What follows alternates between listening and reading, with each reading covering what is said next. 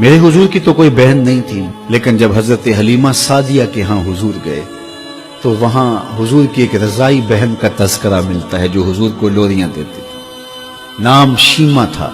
تو شام کے وقت جب خواتین کھانا پکانے میں مصروف ہونے لگتی تو بہنیں ویر اٹھا کر کے باہر لے جاتی۔ ہر بہن کا خیال یہ ہوتا کہ میرے ویر سے سونا زمانے میں کوئی نہیں۔ کہتے ہیں خوبصورتی دیکھنے والے کی آنکھ میں ہوتی ہے، جس کے ویر کا رنگ سونا ہوتا تو وہ کہتی رنگ نہیں تو کچھ بھی نہیں ہے، اور جس کے نقوش تیکھے ہوتے تو وہ کہتی کہ رنگ کا کیا ہے، حسن تو نقوش میں ہوتا ہے۔ جس کی آنکھیں خوبصورت ہوتی وہ کہتی میرے ویر کی جھیل جیسی آنکھیں تو دیکھو۔ اب یہی بنو سعد کے محلے میں ہوتا، بچیاں اپنے ویر اٹھا کے لے آتی ہے، کہتی میرے ویر برگا کوئی نہیں، دوسری کہتی میرے ویر جیسا نہیں۔ اتنے میں حضرت شیمہ اپنا ویر محمد اٹھا کے لے آتی اور دور سے کہتے نہیں میرا ویر بھی آ گیا، تو سب کے سر جھک جاتے، کہتے نہیں نہیں نہیں شیمہ تیرے ویر کا مقابلہ تو نہیں نا، ہم تو آپس میں بات کر رہی ہیں۔ اور پھر جب کسی بہن کے ویر کو متفقہ طور پہ ساری کہہ دیں کہ تیرا ویر ہی سونا ہے تو پھر اس کا فخر تدیدنی ہو نا، پھر ان کا ذوق آسمان کو چھونے لگتا۔ ابن حشام سیرت کی سب سے پہلی کتاب، اس میں یہ واقعہ لکھا ہے کہ پھر حضرت شیمہ حضور کو اپنی آغوش میں لے کے سمیٹتی اور پھر چومتی اور پھر وہ لوری دیتی، اور وہ لوری کے لفظ بھی لکھے ہیں، ربنا ابک لنا محمدا حتی اراہ یافعا و امردا، اللہ میرے ویر محمد کو سلامت رکھنا۔ آج یہ پالنے میں بچوں کا سردار ہے، کل وہ لمحے آئے جوانوں کا بھی سردار ہو۔ اور پھر جھوم جاتی اور کیا خوشی ان کی دیدنی ہوتی۔ اور پھر وہ منظر بھی آیا کہ حضور علیہ السلام مکے چلے گئے اور یہ جوان ہوئی اور پھر ان کی شادی کسی قبیلے میں ہو گئی۔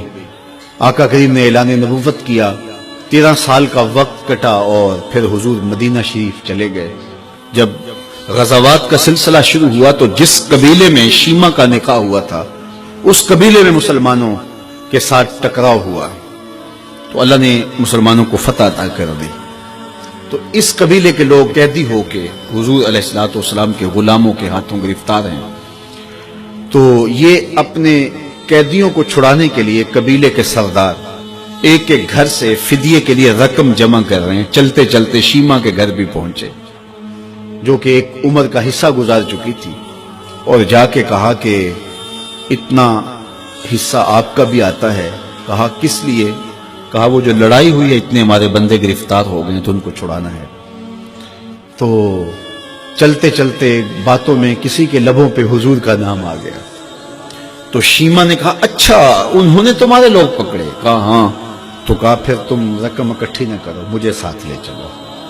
انہوں نے کہا تجھے ساتھ لے چلیں؟ کہا تم نہیں جانتی وہ میرا ویر لگتا ہے، وہ میرا بھائی لگتا ہے۔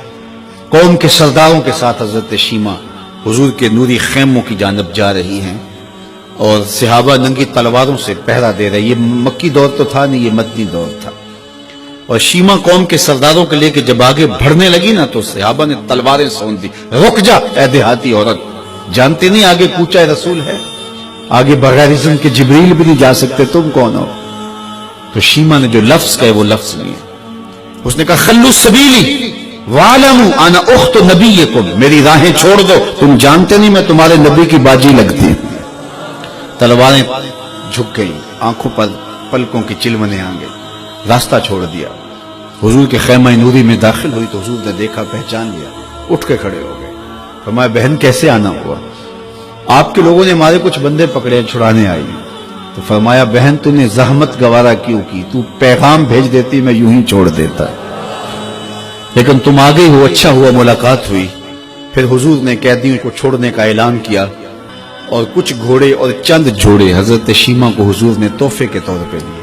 ویروں کے دروازے پر بہنیں آئیں تو ویر خالی تو موڑا نہیں کرتے، تو حضور نے بہت کچھ عطا کیا۔ اور پھر رخصت کرنے خیمے سے باہر آئے تو صحابہ کی جماعت منتظر تھی۔ فرمایا صحابہ جب میں قیدی چھوڑا کرتا ہوں میری عادت تمہیں معلوم ہے کہ میں پہلے تم سے مشاورت کیا کرتا ہوں، آج ایسا موقع آیا کہ میں تم سے مشاورت بھی نہیں کی اور قیدی بھی چھوڑ دیے۔ کہا جو چاہیں آپ کریں، لیکن کیوں مشاورت نہیں فرمائی؟ حضور اگر ارشاد فرما دیں تو فرمایا اس لیے کہ میرے دروازے پہ میری بہن آ گئی تھی۔ کوئی لاؤ تو صحیح زمانے میں ایسا، کوئی لاؤ تو صحیح زمانے میں یہ جمال اور یہ حسن اور یہ کمال رکھنے والا، تو پھر کیوں نہ ہم اپنی ساری زندگی اس آقا کے نام لگاتے ہیں۔